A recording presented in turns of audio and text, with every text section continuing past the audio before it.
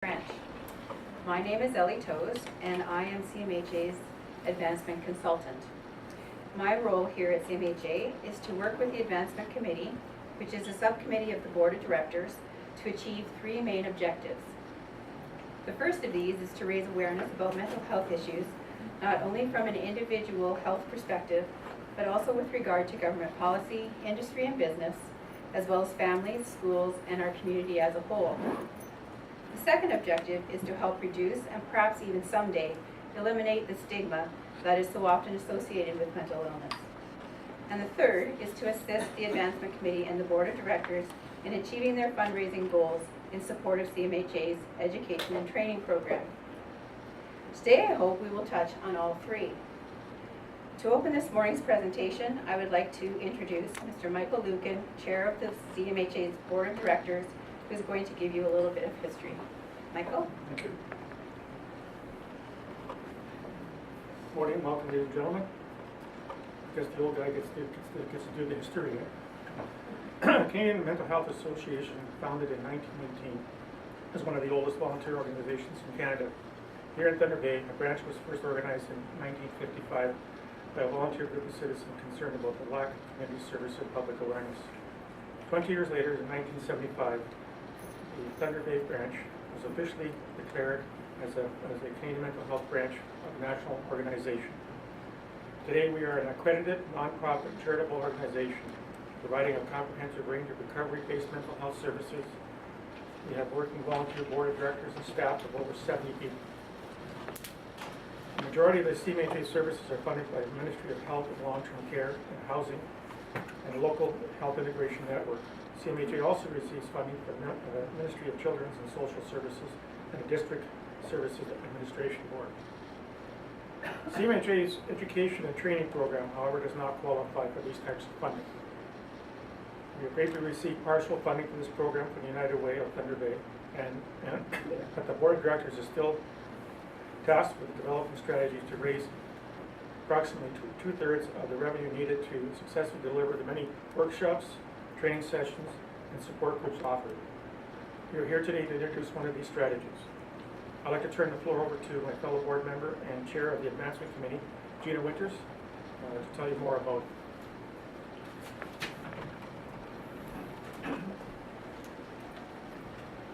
Thank you, Michael, and thank you everyone for being here today. Canadian Mental Health Association has some very important news that we want to share with all of you today. Part of what brought you here today, I'm sure, is that CMHA is celebrating 40 years. What may surprise you, though, is that in 40 years, CMHA has never had a direct donor appeal. All of its donations have been directly through fundraising events and unsolicited parties seeking out the organization, usually because of a personal connection they have to mental health.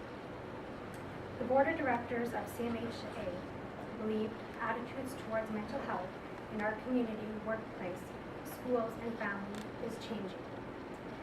And a growing number of people want to learn more about mental health and how to support them during their recovery process.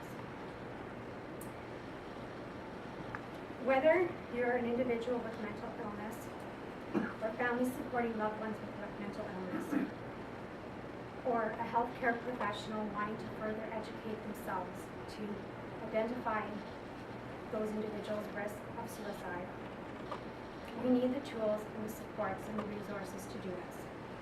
And therefore, that's why we are here today to announce the launching of our 40 and 40 campaign. Our goal is to raise $40,000 in 40 weeks. The money raised is directly going to our training and education program in Thunder Bay. These programs allow us to deliver the support system needed to individuals with mental illness to help them in the recovery process. During the campaign, we'll be touching base and sharing stories on how your donations have impacted the training and education programs. We are counting on you to support us in raising and achieving our goal of $40,000. We will make a difference to helping those people and potentially save lives. It is my privilege now to turn this over to a person that has been directly impacted by the training and education program. Thank you. Thank you, Gina. We did have two people who were going to speak today, Lindsay De La Rosa and Joan Hebert, and unfortunately Lindsay was sick today. Lindsay was a member of the CMHA Skills Development Program who decided to get involved with the Photo Voice 2 project that was offered by the Education and Training Program 2 years ago. Using cameras, reflection, and writing, the participants in the Photo Voice project explored the question, what makes you come alive? And you can actually see some of the results of that Photo Voice project here behind me on the wall. Lindsay would have given you some information about how that impacted her and how it helped her find her voice through art. And Lindsay has gone on to pursue art. She applied to Lakehead University, the Fine Arts program, and she is now a student there. And she also got a bursary to help her with some of her education supplies that she needed for that program. And that, to me, is a great example of how the education and training program can impact someone's life. Next, we have Joan Hebert, who was born in 1952, and a year later was paralyzed with polio. 2 years after that, she began to show signs of mental illness that went undiagnosed until she was 30 years old, when she attempted suicide while trying to deal with severe postpartum depression. Joan is now 63 and has throughout her life dealt with a number of physical and mental health issues. She is here today because of perseverance and a focus on recovery. Joan has utilized the education and training program here at CMHA to explore new means of expression and to challenge her fears. I will leave it to Joan to tell you what these opportunities have meant to her.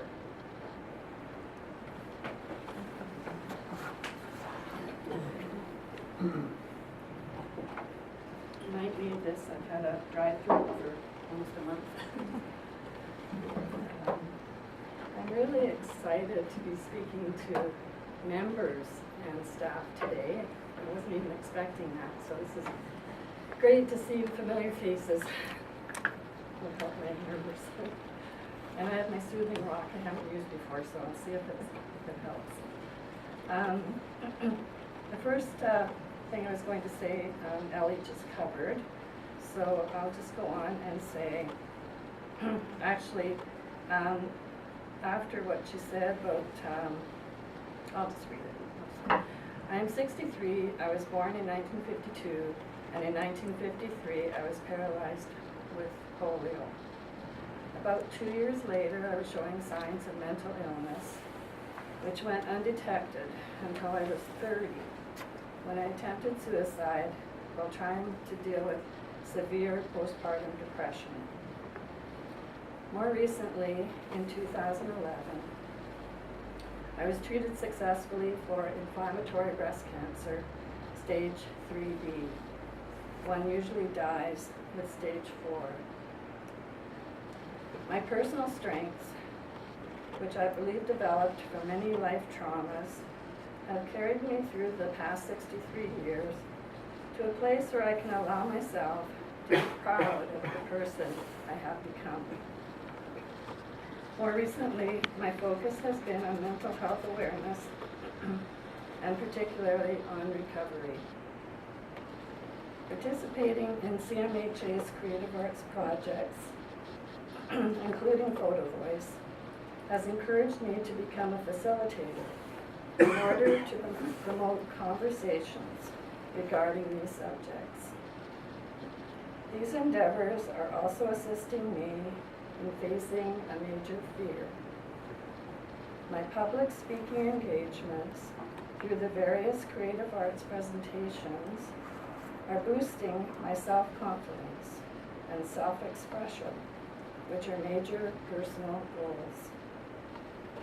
I have been working on this paranoia for many years, but more recently, I was given new opportunities to practice public speaking, beginning with a CMHA creative arts writers class with Eleanor Albanese and speaking to and working with other members.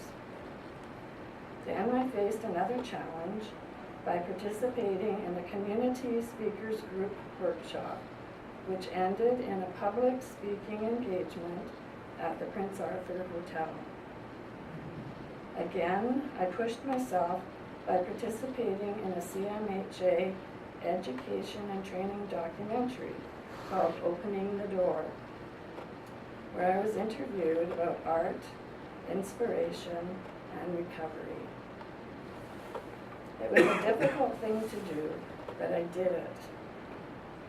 Finally, various presentations of our Photo Voice project, where I explored what makes me come alive, have helped me to express myself in many new and challenging ways.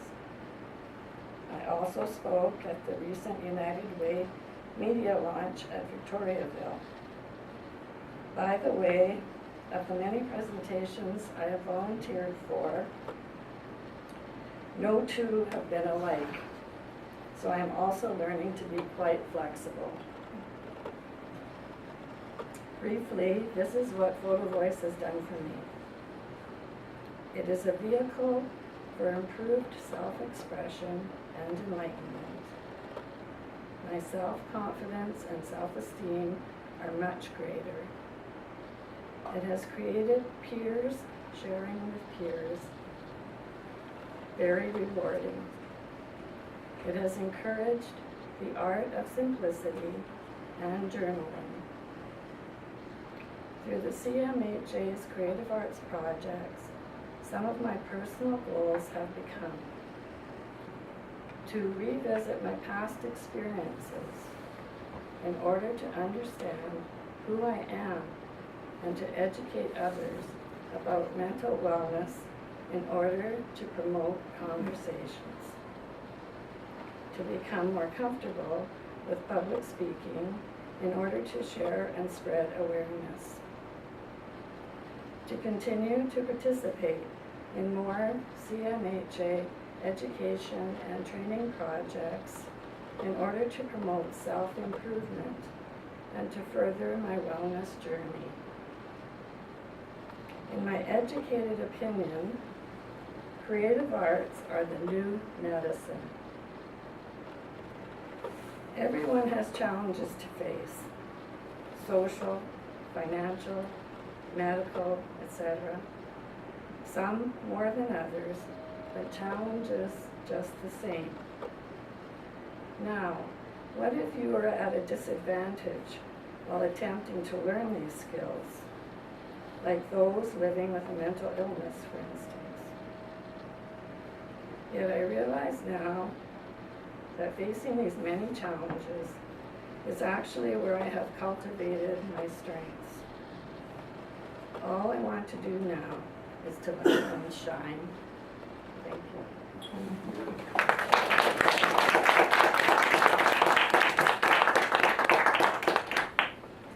Thank you very much, Joan.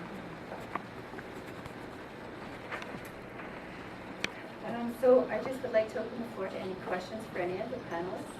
If anyone has anything they'd like to ask about the campaign or the education and training program. Okay, Rob, yes? I would say when after Joan talked, some of that hit home to me.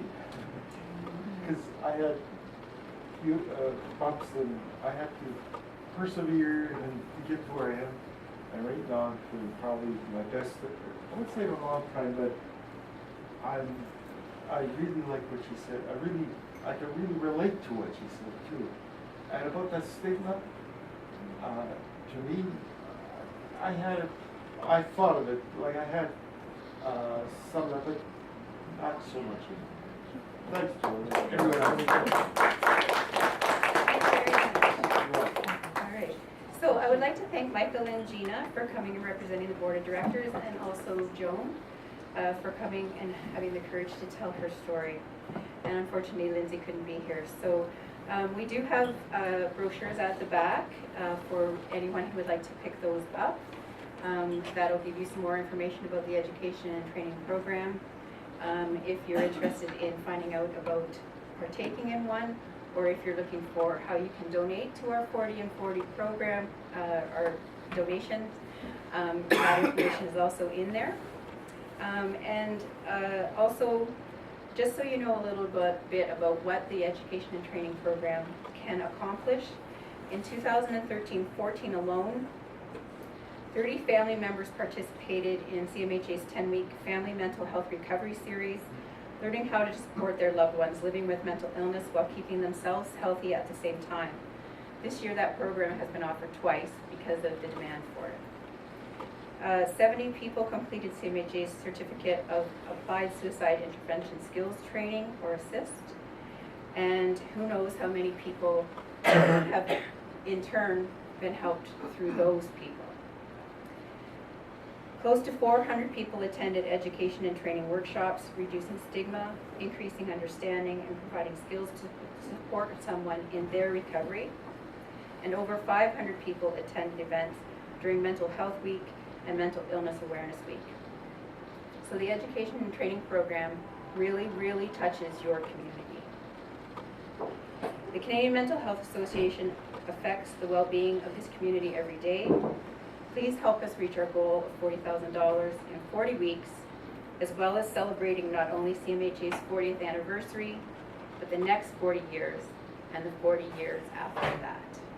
Thank you all for coming. Please stay for a little while and enjoy some refreshments.